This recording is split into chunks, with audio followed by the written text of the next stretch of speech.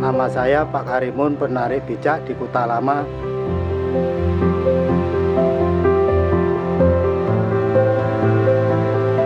Kalau tidak ada kota tua ya bagaimana ya, susah.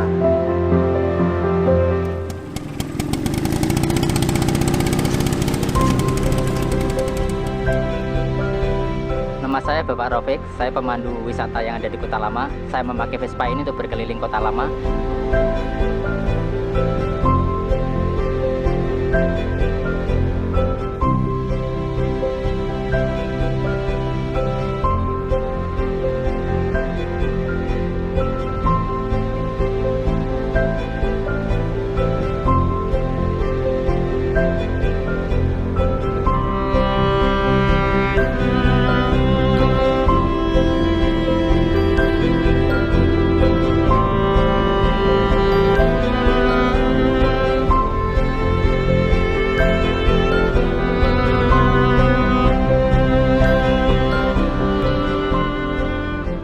Nama saya Sita, pengelola Gedung Spiegel.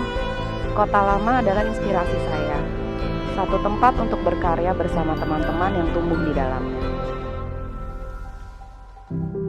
Andai Kota Lama ini tanpa manusia, ya dia hanya bangunan kokoh yang berdiri. Dan entah berapa lama lagi kita tinggal menunggu bangunan ini sudah tidak terawat. Jadi memang sebetulnya kenapa kota ini ada, ya karena manusia-manusia yang ada di dalamnya.